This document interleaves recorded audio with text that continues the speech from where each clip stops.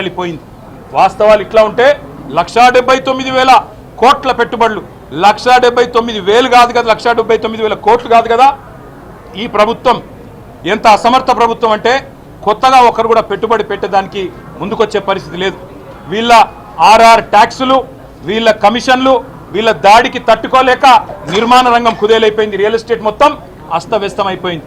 ఇప్పటికే నిర్మాణ రంగం పూర్తి స్థాయిలో పడిపోయిన పరిస్థితి. ఇంకోవైపు ప్రభుత్వమే స్వయంగా చెప్తా ఉంది ఇప్పటి వరకు తమ ఫిస్కల్ టార్గెట్లు రీచ్ కావడం లేదని బడ్జెట్లో కూడా చెప్తారని అనుకుంటా ఉన్నాం. కాబట్టి పరిస్థితి ఏమో ఇట్లా ఉంటే ప్రతి పదం గవర్నర్ గారితో ఈరోజు చెప్పించింది అబద్ధం, ప్రతి మాట ఈరోజు గవర్నర్ గారి నోటెంబడ వచ్చింది అసత్యం, ప్రతి వాక్యం పచ్చి మోసం. మరి మోసం చేసింది ఇవాళ తెలంగాణ ప్రజల్ని మాత్రమే కాదు, గవర్నర్ గారిని కూడా ఈ రాష్ట్ర ప్రభుత్వం మోసం చేసింది, గవర్నర్ గారిని కూడా అవమానించింది.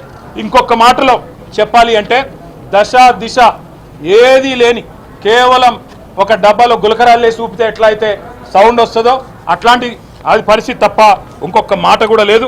ఇంకా దారుణమైన మాట, బీసీలను కులగణన పేరుతో వంచి అవమానించి, ఈ మాట మేమనలేదు, ఒక కాంగ్రెస్ ఎమ్మెల్సీ గారంటే ఆయనను కూడా సస్పెండ్ చేసి పారేసినారు. మీరు ఎట్లా తగ్గిస్తారయ్యా?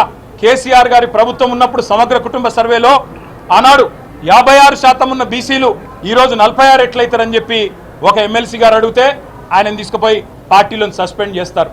ఇవాళ మేమనడం కాదు కదా, రాష్ట్రంలో ఒక్క బీసీ సంక్షేమ సంఘం మీ లెక్కలు కరెక్ట్ అంటుందా? ఒక్క బీసీ బిడ్డ మీ లెక్కతో ఏకీభవిస్తున్నాడా? అదేవిధంగా మీ ఎమ్మెల్సీలు మీ ఎమ్మెల్యేలైనా కనీసం వాళ్ళైనా ఏకీభవించే పరిస్థితి ఉందా?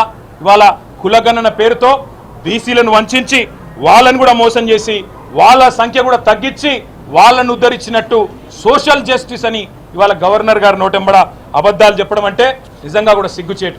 అదేవిధంగా కాంగ్రెస్ తల్లిని తీసుకొచ్చి రుద్ది, కాంగ్రెస్ తల్లిని సెక్రటేరియట్లో పెట్టి, రాహుల్ గాంధీ తండ్రిని సెక్రటేరియట్ ముందు పెట్టి అదేదో గొప్ప పని చేసినట్టు, తెలంగాణకు వాళ్ళేదో ఉద్ధరించినట్టు సిగ్గు లేకుండా మాట్లాడుతున్న ఈ ప్రభుత్వానికి మేము చెప్పేది ఒకటే, కాంగ్రెస్ తల్లిని రాహుల్ గాంధీ తండ్రిని మంచిగా భద్రంగా ప్యాక్ చేసి గాంధీ భవన్ పంపిస్తాం 3 ఏళ్ల తర్వాత, తప్పకుండా ఎక్కడ పెట్టుకోవాలో అక్కడ పెట్టుకోండి అని చెప్పి కూడా తెలియజేస్తూ, గవర్నర్ గారి ప్రసంగం ఈరోజు పూర్తి స్థాయిలో ప్రజలను వంచడమే కాకుండా, ప్రజలను మోసం చేయడమే కాకుండా గవర్నర్ గారి ప్రతిష్టను కూడా తగ్గించిందనే మాట కూడా నేను మీకు తెలియజేస్తా ఉన్నా. Thank you.